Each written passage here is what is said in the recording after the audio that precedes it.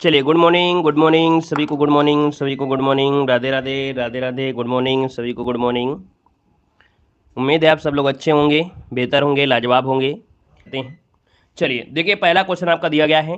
कह रहा है हड़प्पा कालीन स्थलों में से अभी तक किस धातु की प्राप्ति नहीं हुई है। चलिए जवाब देना है। आपका जो आंसर है यहाँ पर है राइट क्या हो जाएगा। कह रहा है हड़प्पा कालीन स्थलों में से अभी तक किस धातु की प्राप्ति नहीं हुई है, यहाँ पर आंसर क्या होगा। गुड मॉर्निंग सभी को, गुड मॉर्निंग सभी को, गुड मॉर्निंग। चलिए 1 नंबर की अगर बात करते हैं तो ऑप्शन क्या बनेगा।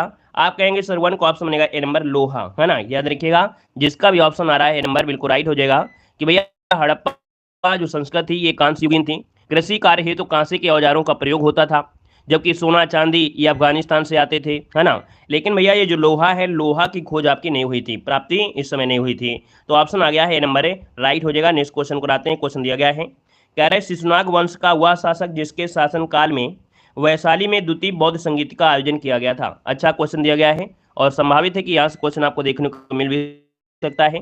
यहाँ पर जो आपका आंसर इनमें से क्या हो जाएगा। तो दोस्तों शिशुनाग वंश में एक शासक था कालाशोक। कौन था? कालाशोक, जो कि ऑप्शन बनेगा यहाँ पर नंबर है। और इसके समय दोस्तों दूसरी संगीति आपकी हुई थी, है ना। और ये आपके वैशाली में की गई थी। तो यहाँ पर जो आपका आंसर है वो आपका कौन सा होगा, ए नंबर जिसका आ रहा है बिल्कुल राइट आंसर है, यहाँ पर हो जाएगा। आगे बढ़ते हैं। क्वेश्चन दिया गया है कि चालुक्य वंश का सबसे महानतम राजा इनमें से कौन था। बताइएगा कि चालुक्य वंश का सबसे यहाँ पर महानतम शासक जो था इनमें से कौन हो जाएगा। राइट आंसर देना है। आपका जो आंसर बनेगा इनमें से सही जवाब क्या हो जाएगा। चलिए भाई, यहाँ पर देखिए मंगलेश दिया है, पुलकेशन दिया गया है ना। यहाँ पर पुलकेशन द्वितीय भी दिया गया है। तो आप कहेंगे सर चालुक्य वंश में जो आपका पुलकेशन द्वितीय था, कौन था?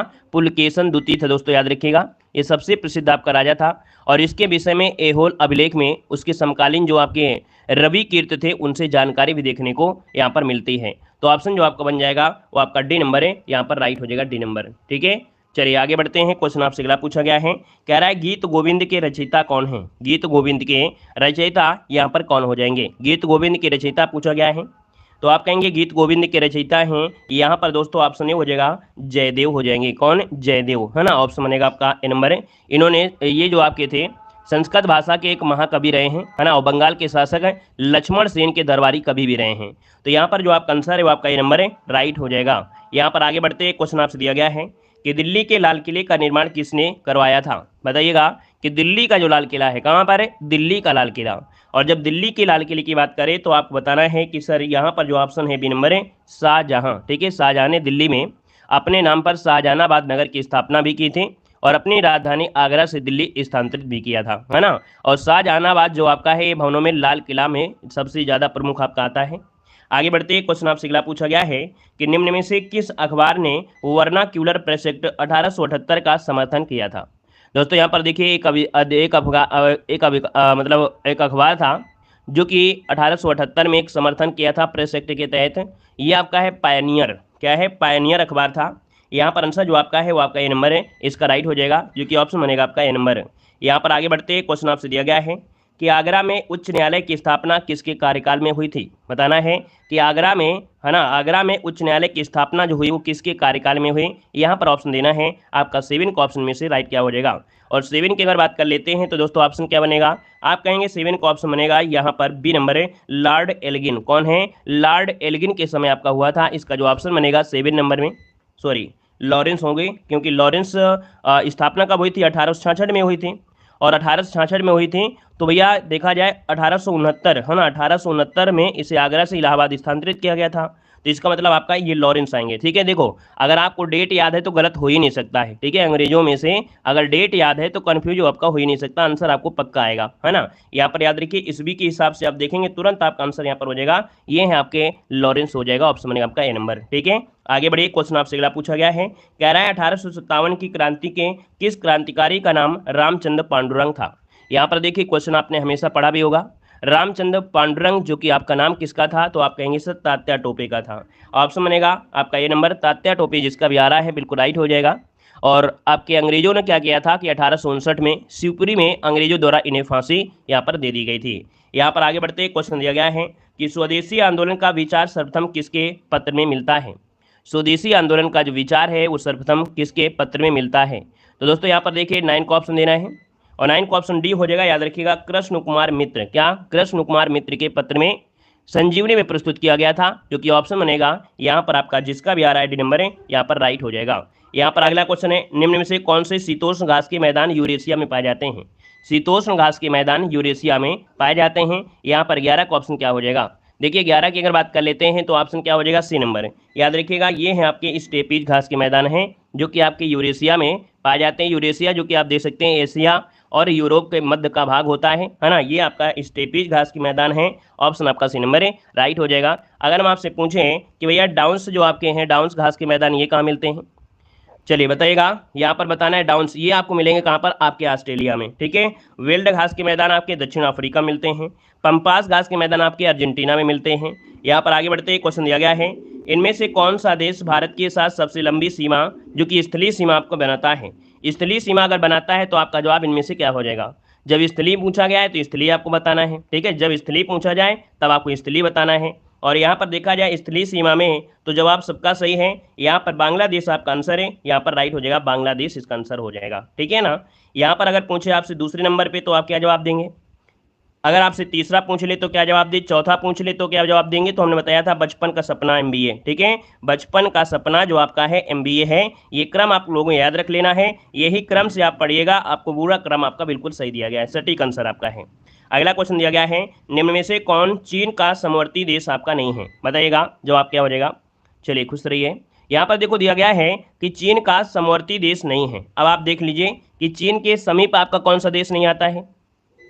आप कहेंगे सर रूस नहीं, रूस तो आता है, पाकिस्तान भी हो, मंगोलिया भी होगा, लेकिन ये जो आपका दिया गया बुल्गारिया है ना, बुल्गारिया ये यूरोप का है। कहाँ का है? यूरोप का है। तो भैया आप देखेंगे जो चीन के साथ लगे हैं मंगोलिया है ना, कजाकिस्तान, किर्गिस्तान, जितने तान है वो भी आपके हैं, पाकिस्तान भी, अफगानिस्तान भी है, Bharat, Nepal, Bhutan, Myanmar, Laos, Vietnam, उत्तर कोरिया, ये आपके इससे जुड़े हुए हैं। यहाँ पर आगे बढ़ते हैं, क्वेश्चन दिया गया है, निम्नलिखित में से कौन सा देश नील नदी का अपवांछित नहीं होता है? क्वेश्चन को थोड़ा समझेंगे क्या कहने वाला है। देखिए 14 नंबर का जो ऑप्शन दिया गया है वो ऑप्शन यहाँ पर हो जाएगा ए नंबर, चाड हो जाएगा, चाड। याद रखिएगा कि यहाँ पर जो आपका देखा जाए खांडा, बुरंडी, कांगो, केन्या, इथोपिया, सूडान है ना, युगांडा, ये मिस्र नील नदी के अपवाह बेसिन के भाग है। मतलब जैसे होता है ना कि जैसे अपना गंगा है और गंगा में बेसिन देखा जाए कि गंगा का प्रवाह क्षेत्र काफ़ी दूर तक होता है, उसकी शाखाएं भी होती हैं, तो जितनी दूर तक उसकी शाखाएं होती वो प्रवाह क्षेत्र होता है। तो उसी प्रकार से इस नील नदी का भी प्रवाह क्षेत्र इतने में था, लेकिन यहाँ पर नहीं पूछा है, और नहीं पूछा है तो आपका इसका आंसर क्या हो जाएगा? ये है भैया चाड। चाड से इसका विस्तार आपका नहीं है, यहाँ से कोई बेसिन आपका नहीं जाता है आपकी नील नदी का। यहाँ पर आगे बढ़ते क्वेश्चन दिया गया है, निम्न में से अपवाह क्षेत्र की दृष्टि से विश्व का सबसे लंबी नदी कौन सी है? बताइएगा कि विश्व की सबसे लंबी नदी जो आपकी है इनमें से कौन हो जाएगी? विश्व की सबसे लंबी नदी जो आपकी है इनमें से वो राइट क्या हो जाएगा? और इस क्वेश्चन का जवाब तो भैया सभी लोग देंगे, है ना। अगर इतने लोग जुड़े हैं, अगर इतने लोगों में से अगर 50% लोगों ने भी जवाब दे दिया तो हम समझेंगे कि नहीं भैया ऐसे क्वेश्चन जो आपको हमेशा रटे होना चाहिए जवान में वो पूरे आ रहे हैं, है ना। और भैया लाइक की संख्या भी बढ़ा दीजिएगा जितने लोग यहाँ पर जुड़े हैं, है ना। जो लोग भूल गए हैं या लेट में आए हैं, जिनको ध्यान नहीं रहा है, वही लोग लाइक करिएगा, लेकिन ज़बरदस्ती लाइक ना करें, क्योंकि बहुत लोग होते हैं ज़बरदस्ती लाइक करते हैं कि सर कहते हैं तब करते हैं, ठीक है ना। तो जो लोग यहाँ पर हैं, जो लोग भूल गए हैं या अभी बाद में जुड़े हैं या ऑफलाइन भी आपके हैं, तो वो लोग वीडियो को लाइक भी कर दीजिएगा, ठीक है ना। आप लोगों के लिए इतनी क्लास से मेहनत की जाती है, तो सभी लोग भाई लाइक शेयर कर दीजिएगा, ठीक है ना। चलिए यहाँ पर देखो दिया गया है कि निम्न से प्रवाह क्षेत्र, अपवाह क्षेत्र की दृष्टि से विश्व की सबसे लंबी नदी, और सबसे लंबी नदी जो आपकी है वो कौन सा होगा? अमेजन होगा क्या भाई? चलिए कह रहे हैं अमेजन नदी है। भैया यहाँ पर दिया गया है अपवाह क्षेत्र, और जब अपवाह क्षेत्र दिया है तो देखा जाए तो जवाब लगभग सबके सही आ गए हैं, लेकिन कुछ लोग यहाँ पर भी अभी गलत दे रहे हैं। तो चलिए यहाँ पर आंसर को लगाते हैं, आपका बी नंबर, यहाँ पर अमेजन आपका आंसर हो जाएगा। याद रखिए 15 का ऑप्शन यहाँ पर दिया गया है अपवाह क्षेत्र की दृष्टि से, अपवाह क्षेत्र की दृष्टि से यहाँ पर आपका अमेजन बनेगा। 15 का ऑप्शन दोस्तों बी बनेगा, क्योंकि अपवाह क्षेत्र मतलब ये हुआ कि भैया कितनी दूर तक जाती है। आपने देखा है अमेजन नदी, देखा है अमेजन के जो जंगल आपके हैं, जंगल पूरे जंगलों से ये बहती हुई आपकी जाती है। इसका जो चौड़ाई क्षेत्र है ना, वो आपका अमेजन का सबसे है। अगर सिर्फ से सबसे लंबी पूछ लेता तब आप नील नदी कहते, लेकिन अपवाह क्षेत्र जो आपका है काफी दूरी से बहती है ना, तो ये है आपकी अमेजन नदी। तो इसलिए इसका ऑप्शन आप देंगे अमेजन, बताइएगा, ठीक है ना। यहाँ पर आगे बढ़ते हैं, क्वेश्चन आपसे दिया गया है कि जीएसटी परिषद का मुख्यालय कहाँ पर है? यहाँ पर जवाब देना है। आपसे कह रहा है कि सर जीएसटी परिषद का जो मुख्यालय है वो आपके है कहाँ पर? इसका आंसर क्या बनेगा? तो दोस्तों यहाँ पर देखिए 16 नंबर की अगर बात कर लेते हैं तो आप सभी का जवाब बिल्कुल सही होना चाहिए। ये जीएसटी परिषद का मुख्यालय आपके दिल्ली में है। कहाँ पर है आपके? दिल्ली, जो कि ऑप्शन बनेगा यहाँ पर आपका सी नंबर है, राइट हो जाएगा दोस्तों, याद रखिएगा। और इसके जो अध्यक्ष होते हैं वो आपके वित्त मंत्री होते हैं, याद रखिएगा, है ना। अगर हम आपसे पूछें, एक पॉइंट आपसे पूछने वाले हैं कि जीएसटी बिल को स्वीकृति देने वाला पहला राज्य कौन था? बताइएगा, जीएसटी बिल को स्वीकृति देने वाला पहला राज्य इनमें से कौन था? जल्दी से कमेंट कर दीजिए, क्या आंसर आपका हो सकता है। तो आप कहेंगे सर सबसे पहले जीएसटी स्वीकृति दिया था असम ने। किसने दिया था? असम ने दिया था। असम आपका आंसर है, यहाँ पर हो जाएगा। इसका जो आंसर आपका सही होगा। नेक्स्ट क्वेश्चन को आते हैं कि भारत में हरित क्रांति कब शुरू हुई थी? बताइएगा कि भारत में जो हरित क्रांति है वो शुरुआत हुई थी, ये कब शुरुआत हुई थी, इसका ऑप्शन देना है। तो भैया 17 का ऑप्शन यहाँ पर क्या बन जाएगा? तो आप कहेंगे सर 17 का ऑप्शन देखा जाए तो ऑप्शन सी हो जाएगा। जब आपका गैपिंग आई थी ना 66 से 67, है ना, यहाँ पर जो आंसर है वो आपका ए नंबर इसका राइट हो जाएगा। और देखा जाए गेहूं, चावल और ज्वार में लगभग देखा जाए 2-3 गुना वृद्धि आपको देखने को मिली थी, ठीक है ना। अगर पूछे विश्व में हरित क्रांति की शुरुआत कब हुई थी, तो विश्व में हरित क्रांति की शुरुआत आपके 1960 में हुई थी। डॉक्टर नॉर्मन बोरलॉग के द्वारा यहाँ पर शुरुआत की गई थी दोस्तों। अगर विश्व में पूछता है तो, भारत में पूछा है तो आप तो लगा ही दिया है, ठीक है ना। यहाँ पर आगे बढ़ते हैं, क्वेश्चन आपसे अगला पूछा गया है कि सेंट्रल बैंक ऑफ इंडिया में सबसे पहले अध्यक्ष कौन थे? यहाँ पर जवाब देना है आपसे। यहाँ पर क्वेश्चन कह रहा है कि सेंट्रल बैंक ऑफ इंडिया में पहले अध्यक्ष कौन थे? तो दोस्तों यहाँ पर देखिए, एक जो सेंट्रल बैंक ऑफ इंडिया है एक वाणिज्यिक बैंक है ना, जो कि पूर्ण स्वामित्व और प्रबंधन भारतीयों के हाथ में है। तो दोस्तों यहाँ पर इसके पहले अध्यक्ष थे फिरोज शाह मेहता। फिरोज शाह मेहता, जो कि ऑप्शन बनेगा यहाँ पर ए नंबर है, राइट हो जाएगा। फिरोज शाह मेहता इसका आंसर है, राइट हो जाएगा। और ये 1911 में स्थापित किया गया था। बढ़ते क्वेश्चन दिया गया है कि 1991 में भारतीय मुद्रा का किया गया था। 1991 में भारतीय मुद्रा का क्या किया गया था? बताइए क्या हो जाएगा। तो आप कहेंगे 1991 में भारतीय मुद्रा का जो किया गया था, यहाँ पर क्या हो जाएगा? तो आपका आंसर बताइए। यहाँ पर आंसर सी हो जाएगा, निर्गमन किया गया था। क्या किया गया था?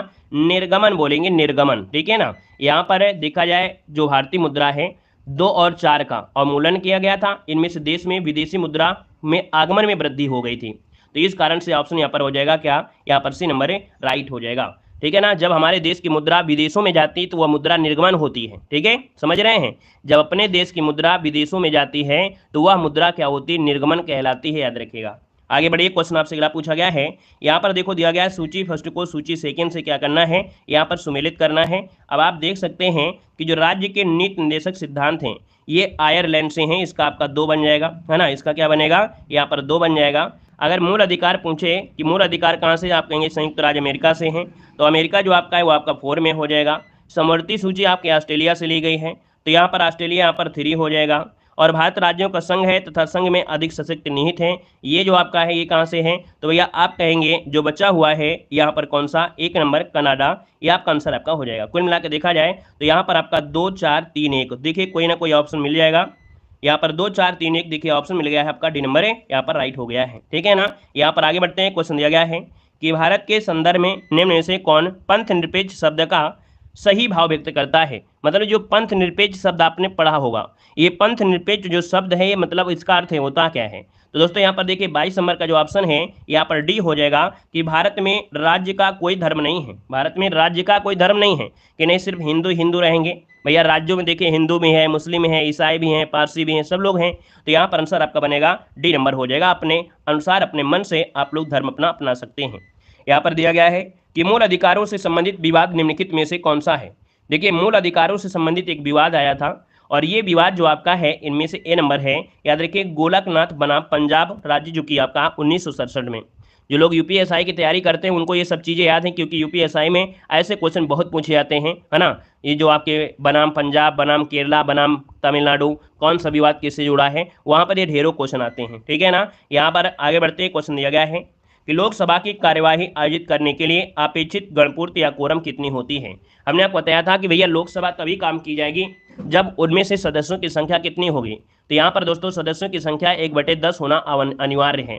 तो यहाँ पर दोस्तों आपका जो आंसर है वो आपका राइट हो जाएगा, क्या? सी नंबर इसका राइट हो जाएगा, ठीक है ना। मतलब देखा जाए तो भैया लोकसभा से 55 सदस्य होना जरूरी होता है। यहाँ पर आगे बढ़ते हैं, क्वेश्चन दिया गया है कि संघ तथा राज्यों के मध्य वित्तीय संबंधों की विवेचना जो की गई है वो आपकी किसमें की गई है? संघ और राज्यों के मध्य वित्तीय संबंधी जो विवेचना है यहाँ पर 25 नंबर में। तो ऑप्शन दोस्तों आपका राइट हो जाएगा, बी नंबर है। याद रखिएगा कि अनुच्छेद 268 से लेके 293 तक जो आपके हैं वित्तीय संबंधी विवेचना आपको दी गई है। ऑप्शन बनेगा यहाँ पर बी नंबर। आगे बढ़ते हैं, क्वेश्चन आपसे दिया गया है विटामिन ए का समृद्धतम स्रोत जो आपका है इनमें से क्या है। भाई ये बताइए, अगर आपको विटामिन ए की जरूरत पड़ती है तो आप क्या करेंगे। चलिए, विटामिन ए का जो समृद्ध स्रोत होता है वो क्या होता है, यहाँ पर जवाब देना है संतरा, सेब, अंडा या कोड लीवर ऑयल, क्या बनेगा। अब ये क्वेश्चन अगर आप जवाब देते हैं, है ना, 5 लोग भी जवाब दे देंगे तो हम समझेंगे कि नहीं थोड़ा बहुत आप लोग मेहनत जरूर कर रहे हैं, ठीक है ना। यहाँ पर बताना है आपका जो आंसर बनेगा राइट क्या हो जाएगा, विटामिन ए का समृद्ध स्रोत आपका कौन सा है। कुछ लोग जवाब दे रहे हैं, कह रहे हैं सेब हो जाएगा, कुछ लोग जवाब दे रहे हैं भैया अंडा हो जाएगा। हर हर महादेव भैया, हर हर महादेव। चलिए, कह रहा है डी होगा। अच्छा भैया, अब आपको बता दें कि याद रखिए जिनको टीबी हो जाते हैं, ठीक है ना, जिनको टीबी के जो बीमार होते हैं, टीबी के जो मरीज होते हैं, तो उनसे कहा जाता है कि मछली, है ना, क्या मछली का सेवन करें। और मछली का जब सेवन नहीं करते हैं तो भाई क्या होता है, जो महिलाएं होती हैं मछली तो खाती नहीं है ज़्यादा, तो उनके लिए मछली का तेल का भी प्रबंध किया जाता है। तो ये जो दिया गया है कॉड लीवर ऑयल, है ना, क्या दिया गया है, कॉड लीवर ऑयल जो दिया गया है ये आपका होता है दोस्तों, याद रखिएगा, इसमें से विटामिन ए आपका होता है, याद रखिएगा। तो आपका जवाब इनमें से क्या होगा, डी नंबर जिसका आया है बिल्कुल राइट हो जाएगा दोस्तों, याद रखिएगा, ठीक है ना। चलिए आगे बढ़िए, क्वेश्चन आपसे दिया गया है, यहाँ पर दिया गया है, अरे खाती हैं भैया, हमें मालूम है लड़कियां भी खाती हैं, लेकिन कहीं ना कहीं आदमी की तरह नहीं खाते हैं। जैसे आदमी होते हैं जहाँ भी बैठ जाए वहीं पर खा लेंगे, ठीक है ना। अपने थोड़ा सा हमारे उत्तर प्रदेश में ऐसा कुछ नहीं है, लेकिन पश्चिम बंगाल में जाएंगे तो हो सकता है आदमी पीछे हो जाए, महिलाएं आगे हो जाए, ठीक है ना। चलिए, रक्तचाप में उच्चतम बिंदु कहलाता है। दोस्तों ये बताइएगा कि रक्तचाप में उच्चतम बिंदु जो होता है वो क्या होता है। तो आप कहेंगे सर यहाँ पर जो ऑप्शन बनेगा 27 नंबर में, वो ऑप्शन बनेगा सी नंबर है। याद रखिएगा ये होता है हाइपरटेंशन। क्या होता है, हाइपरटेंशन, मतलब रक्त वाहिकाओं में जो दाब जो होता है उच्च हो जाता है, मतलब उच्च रक्तदाब को कहते हैं हाइपरटेंशन। और अगर रक्त वाहिनियों में निम्न दाब होता है उसे बोलते हैं हाइपोटेंशन। क्या बोलते हैं, हाइपोटेंशन कहते हैं। दोस्तों यहाँ पर होता है कि जो हृदय होता है जब सिकुड़ता है, हृदय सिकुड़ने के कारण जो होता है उसे बोलते हैं सिस्टोलिक दाब। क्या बोलते हैं, सिस्टोलिक दाब जो होता है उसे कहते हैं जब हृदय होता है सिकुड़ता है ना, सिकुड़ने के कारण। और जो डायस्टोलिक होता है तो हृदय की विश्राम अवस्था होती है, ठीक है, याद रखिए डायस्टोलिक में हृदय की विश्राम अवस्था होती है। यहाँ पर आगे बढ़िए, क्वेश्चन आपसे अगला पूछा गया है, कह रहा है निम्न में से कौन सा प्रदूषक घटक मानव के लिए सबसे हानिकारक है। भाई यहाँ पर आप देखेंगे कि मानव के लिए सबसे ज्यादा हानिकारक जो आपका है यहाँ पर कौन सा है, कार्बन मोनोऑक्साइड, कार्बन डाइऑक्साइड, शीशे के कण या कार्बन के कण। सबसे ज्यादा तो देखो कहीं ना कहीं देखा जाए तो ये सभी हानिकारक हैं, लेकिन कहीं ना कहीं देखा जाए इनमें से एक ऐसी भी चीज होती है जो मनुष्य के लिए और दिक्कत होती है। भाई हम यहाँ पर कह दें कार्बन डाइऑक्साइड, शीशे के कण, दिक्कत तो सभी होती है, लेकिन कहीं ना कहीं सबसे ज्यादा दिक्कत होती है वो किससे होती है।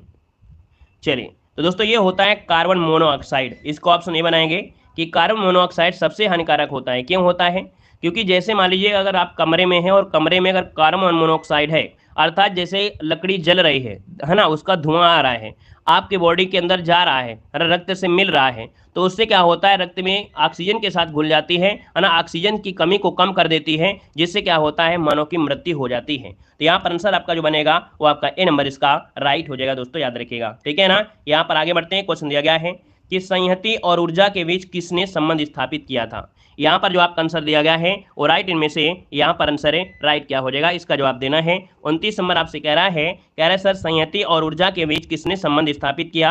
आपका जवाब इनमें से क्या होगा, तो आप कहेंगे सर यहाँ पर आंसर जो लॉक किया जाएगा वो बी हो जाएगा। याद रखिएगा आइंस्टीन ने किया था। किसने, आइंस्टीन ने यहाँ पर किया था, याद रखिएगा। संहति मतलब होता है द्रव्यमान, ठीक है ना, मतलब अल्बर्ट आइंस्टीन ने द्रव्यमान और ऊर्जा के बीच संबंध स्थापित किए गए थे, E बराबर mc²। यहाँ पर आगे बढ़ते हैं, क्वेश्चन आपसे अगला पूछा गया है, कह रहा है टार्च में किस दर्पण का उपयोग होता है। ये जो टार्च होती है उसमें कौन सा दर्पण लगाया जाता है। तो टार्च में क्या लगेगा भाई, अवतल दर्पण लगेगा, है ना। यहाँ पर दोस्तों ऑप्शन बनेगा कौन सा, यहाँ पर सी नंबर इसका राइट हो जाएगा कि अवतल दर्पण का प्रयोग होता है, क्योंकि यह परावर्तक का कार्य करता है ना। तो दोस्तों यहाँ पर जो आपका आंसर है वो आपका राइट हो जाएगा, सी नंबर है। और आगे बढ़ते हैं, क्वेश्चन दिया गया है कि टुक और टूक समश्रुत भिन्नार्थक हैं। देखिए सुनने में आपको लग रहा है टुक टूक, है ना, एक जैसे लग रहे हैं, लेकिन अर्थ तो यहाँ पर अलग अलग होंगे। और जब अर्थ अलग होंगे तो आप बताइए कि यहाँ पर आंसर आपका क्या राइट हो सकता है। तो दोस्तों यहाँ पर देखिए टुक मतलब होता है क्या, यहाँ पर जल्दी से बताइए। चलिए 56 नंबर में यहाँ पर दोस्तों याद रखिएगा ऑप्शन सी हो जाएगा थोड़ा और टुकड़ा। याद रखिएगा कि थोड़ा और टुकड़ा, जहाँ टुक का अर्थ होता है थोड़ा और टुक का अर्थ होता है टुकड़ा, ठीक है। तो इसका ऑप्शन बनेगा यहाँ पर सी नंबर है। नेक्स्ट क्वेश्चन दिया गया है, निम्नलिखित में से कौन सा वाक्य अशुद्ध दिया गया है। कौन सा वाक्य अशुद्ध दिया गया है, अशुद्ध वाक्य की पहचान करना है। आपका जो आंसर है यहाँ पर राइट क्या हो जाएगा। अब देखिए भाई आप कहेंगे कि देखा जाए तो आपसे पहला पॉइंट कह रहा है तुम्हारे माता पिता क्या काम करते हैं। हम यहाँ पर कहते हैं बिल्कुल सही लग रहा है ना। यहाँ पर दिया गया है अच्छा तुम्हारे माता पिता क्या काम करते हैं, ठीक है। तुम तुम्हारे घर, देखो यहाँ पर गलती मिल गई है, ऑप्शन नंबर तुम तुम्हारे घर चले, ये क्या है, क्या रहा है तुम तुम्हारे घर चले जाओ, ये क्या सही है क्या, नहीं सही है, ऑप्शन डी नंबर ए गलत हो जाएगा। नेक्स्ट क्वेश्चन दिया गया है कि संदेश राशक के रचयिता बताना है, संदेश राशक के रचयिता बताना है, ऑप्शन में से क्या हो जाएगा।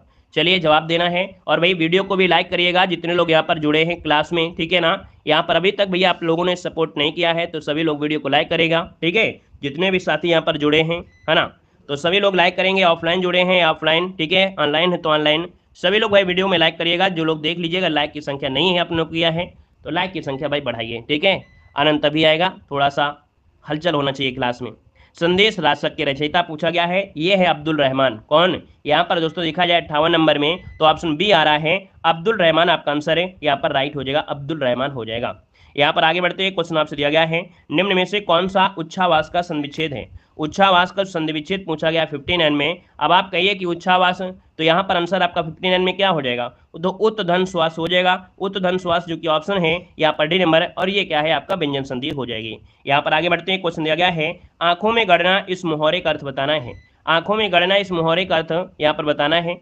जब आप छोटे थे मेला घूमने जाते थे, वहाँ पर अगर आपको कोई वस्तु अच्छी लग जाए तो है ना पूरे मेला में कहते थे मम्मी मुझको वही चाहिए, मम्मी मुझको वही चाहिए, पापा मुझे वही चाहिए, चाहे कुछ भी हो जाए, जब तक मिल नहीं जाता था तब आप लोग वही मेला में ही लौट जाते थे, है ना। हम तो वही लौट जाते थे, आप लौटते थे नहीं जानते। यहाँ पर दोस्तों आपको बताना है कि आंखों में गणना मुहावरे का अर्थ क्या होता है, तो वस्तु को पाने की उत्कर्ष लालसा, जो कि ऑप्शन है क्या, यहाँ पर ऑप्शन डी नंबर है, राइट हो जाएगा, ठीक है। कभी कभी झापड़ भी पा जाते थे, ऐसा नहीं कि सब कुछ मिल ही जाता है।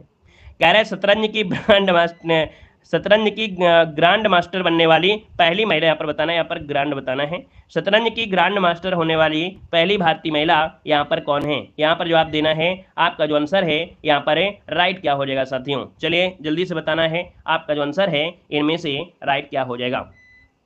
तो शतरंज की ग्रैंड मास्टर बनने वाली पहली भारतीय महिला थी जो विजय लक्ष्मी। कौन है, एस विजय लक्ष्मी, जो ऑप्शन है यहाँ पर बी नंबर है, राइट हो जाएगा। और इनको अर्जुन पुरस्कार से भी सम्मानित किया जा चुका है। यहाँ पर अगला क्वेश्चन दिया गया है, निम्न में से कौन सी पुस्तक बेनजीर भुट्टो के द्वारा लिखी गई है।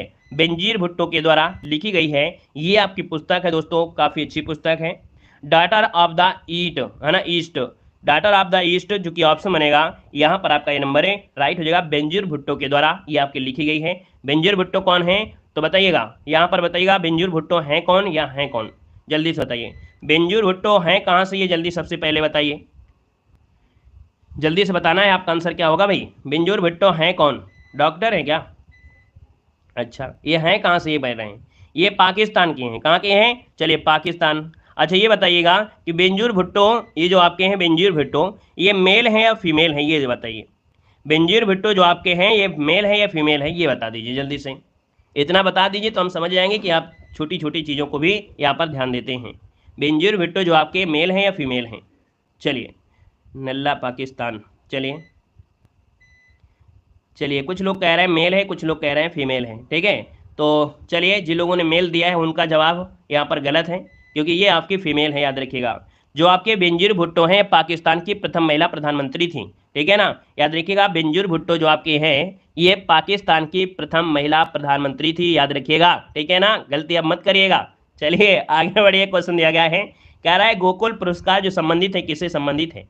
चलिए बताना है कि गोकुल पुरस्कार का जो संबंध है वो आपकी किससे है। आप कहेंगे सर गोकुल है और गोकुल में गाय बहुत होती हैं, अब जब गाय होती हैं तो आप कहेंगे सर दूध उत्पादन से होगा, यहाँ पर आंसर आपका बी नंबर है, राइट हो जाएगा, याद रखिएगा। क्लियर है ना, ये दूध को बढ़ावा देने, दूध उत्पादन को बढ़ावा देने के लिए यहाँ पर किया गया है। अगला क्वेश्चन दिया गया है कि थाटेकड़ पक्षी अभ्यारण्य कहाँ पर है। दोस्तों थाटेकड़ पक्षी अभ्यारण्य केरल में है, कहाँ पर है, केरल में है, ऑप्शन बनेगा यहाँ पर ए नंबर है, इसका राइट हो जाएगा। और ये 1983 में स्थापित किया गया था।